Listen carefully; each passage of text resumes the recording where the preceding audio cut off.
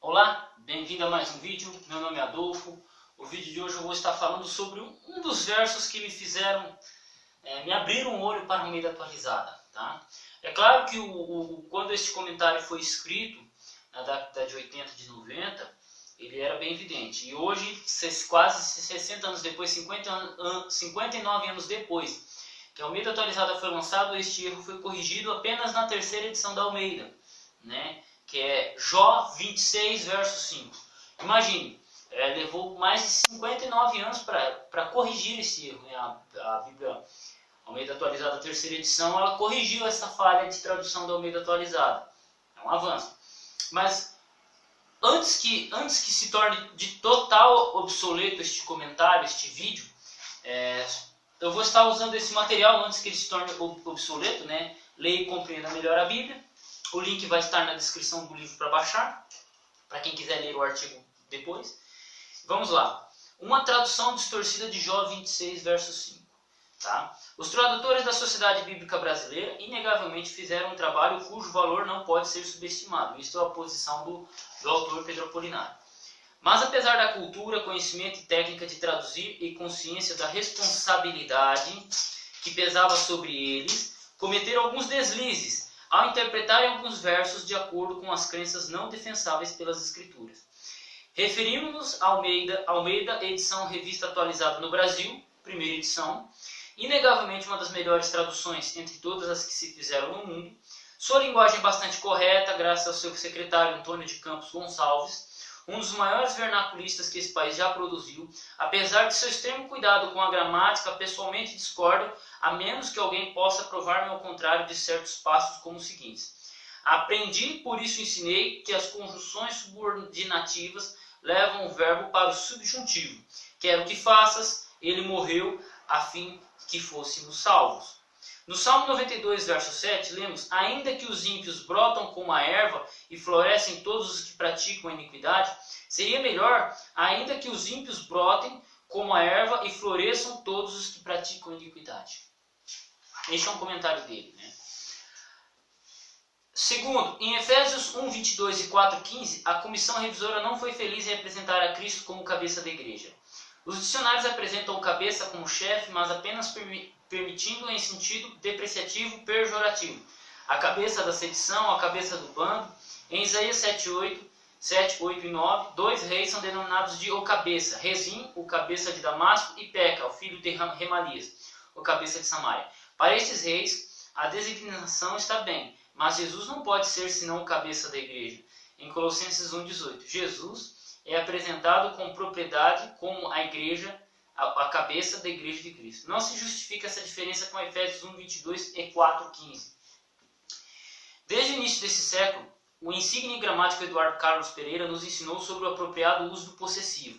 Devemos distinguir: purifica, Senhor, o nosso coração, mas guia os nossos pés. Guarda, Senhor, a nossa boca e os nossos ouvidos.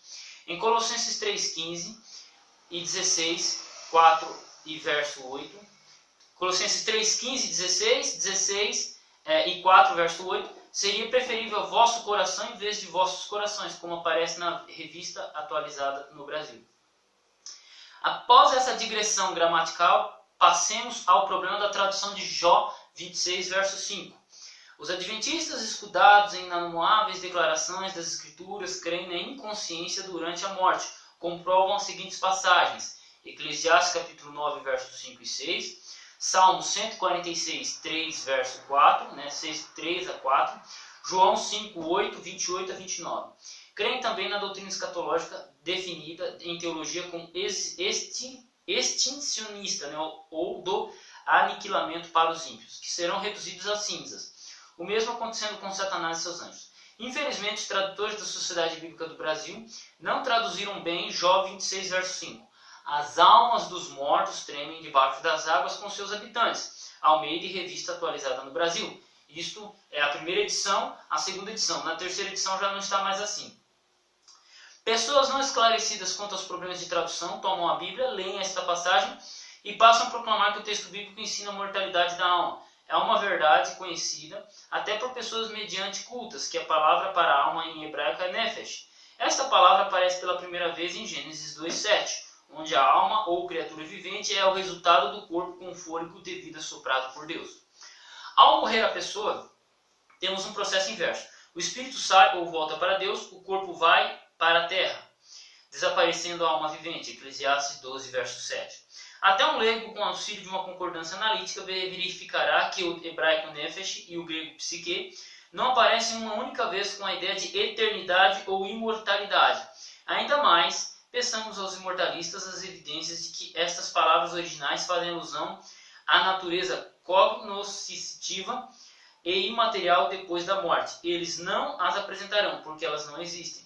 A Bíblia não apresenta nenhuma citação que justifique a ideia da sobrevivência da alma na morte do homem, como reconhece eminentes exegetas e o mais acatado dicionário hebraico de Gesenius.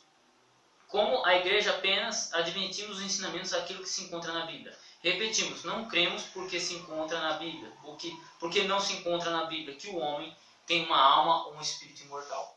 A imortalidade, segundo a Bíblia, é um atributo exclusivo a Deus. 1 Timóteo 6,16. Um dos nossos opositores, o Sr. Walter Martin, cita Filipenses 1,23 como evidência de que a alma ou espírito, significando personalidade consciente ao sair do corpo por ocasião da morte, dirige-se à presença de Deus ou para o lugar de castigo. Como ponto de partida, mencionemos o fato que essa passagem nem sequer emprega as palavras alma ou espírito. Comentário sobre Filipe 1,23 aparece em nosso livro Explicação de Textos Difíceis da Bíblia. A palavra nefesh, que pode ser traduzida por mais de 40 palavras em português, mesmo que aparecesse no original Jó 26, verso 5, jamais poderia ser traduzida por alma dos mortos. O que o vocábulo hebraico se encontra nessa passagem? Quais os seus significados? A palavra é refaim, e os léxicos hebraicos lhe atribuem os seguintes sentidos: gigantes que habitavam na Palestina, sombras, girafas, elefantes, nome de um vale perto de Jerusalém, mortos. O que não encontramos em nenhum dicionário hebraico é o significado alma dos mortos. Refaim aparece transliterada 17 vezes na Bíblia para designar o vale. Josué 15, verso 8, 18, verso 16, 2 Samuel 5, 18 e verso 22. Ou gigantes, Gênesis 14, verso 5, 15, verso 20, Deuteronômio 2, verso 11 e verso 20. Sobre esta palavra afirma o comentário bíblico adventista: a etimologia da palavra é incerta e não se sabe definitivamente como pode ela se referir ora a uma raça de pessoas, ora aos mortos. Talvez Refaim, que designa uma raça, provenha de raiz diversa, da de Refaim, que significa mortos. Alguns relacionam ambas ideias, considerando que, como uma raça, os Refaíns tornaram-se extintos, impotentes. Seus orgulhosos representantes jazem prostrados no Sheol, e sua memória tornou-se apagada e sombria. Assim, são um símbolo apropriado dos mortos. Como bem declarou Arnaldo B. Cristianini, de modo nenhum, porém, há nas línguas originais na Bíblia a expressão alma dos mortos. E esta infelicíssima tradução de Jó 26, verso 5, não passou de uma interpretação grosseira, eu usaria o adjetivo tendenciosa, a revelar o pendor da teologia imortalista dos tradutores. Aí tem uma nota 1. Cotejo entre várias traduções da Bíblia útil para concluir qual o significado do vocábulo Refaim. A Septuaginta, a Vulgata, Mato Soares e outros traduzem os gigantes gemem debaixo das águas. A Bíblia de Jerusalém apresenta, a Bíblia de Jerusalém em primeira edição, as sombras tremem debaixo da terra. Na tradução inglesa The New English Bible lemos, as sombras se contorcem de medo. Os tradutores da Trinitária escolheram a expressão estremecem os defuntos. A edição revista e corrigida, os mortos tremem debaixo das águas. A Revised Standard Version consigna as sombras tremem embaixo, as águas e os seus habitantes. Outras traduções poderiam ser apresentadas, porém as mencionadas são suficientes para se chegar à seguinte conclusão: os tradutores da Sociedade Bíblica do Brasil nada foram felizes ao verterem esta passagem para o português. Sérgio Quevedo, ex-estudante de teologia em nossa faculdade, incansável pesquisador de problemas exegéticos, estudou Jó 26, verso 5 sob o título Suposto embaraço na doutrina da imortalidade. Destaco sua análise as citações seguintes. O vocábulo Refaim sucede 8 vezes no texto maçorético, com acepção capital de sombras. Conforme Gesenius, Drivers e Koehler, os 3 mais autorizados léxicos da língua semítica, veterotestamentária, conferindo com a monumental concordância de Vingram. Deploravelmente, os imortalistas da SBB forçaram sobremodo a tradução do texto em Lide, ponto em dificuldade os defensores do estado da inconsciência na morte. A versão Almeida atualizada, mais do que qualquer outra, é no texto em foco arbitrária, aliteral, destituída de fundamento gramatical. Adam Clarke é de parecer que Jó estaria fazendo uma alusão a esses antediluvianos sepultados sob as águas, bem como aos grandes animais aquáticos, nesse caso o termo hebraico refarim, forma portuguesada primacialmente sombras, tomaria a conotação de espectros, figuras monstruosas, criaturas gigantescas.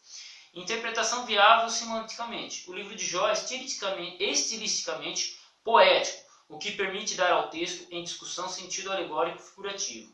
Dessa investigação exegética, podemos inferir que é inescrupulosa a pretensão que o texto diga o que não diz.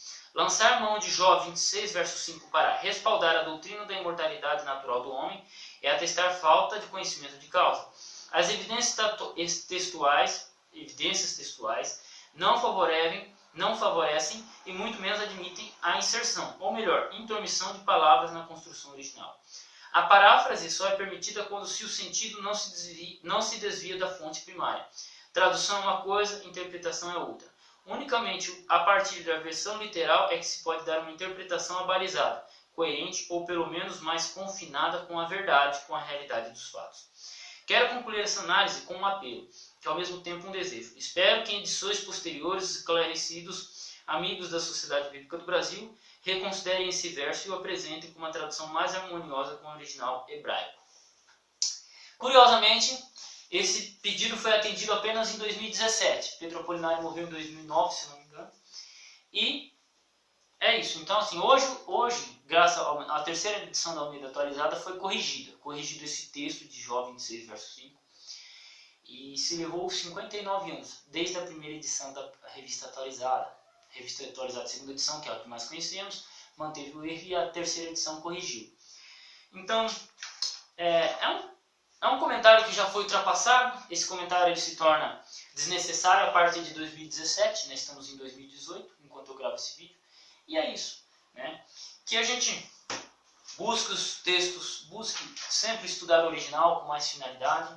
Esse é sempre um pedido de Pedro Apolinário, esse é sempre um pedido meu. E até o próximo vídeo, fiquem com Deus. Deus abençoe seus estudos.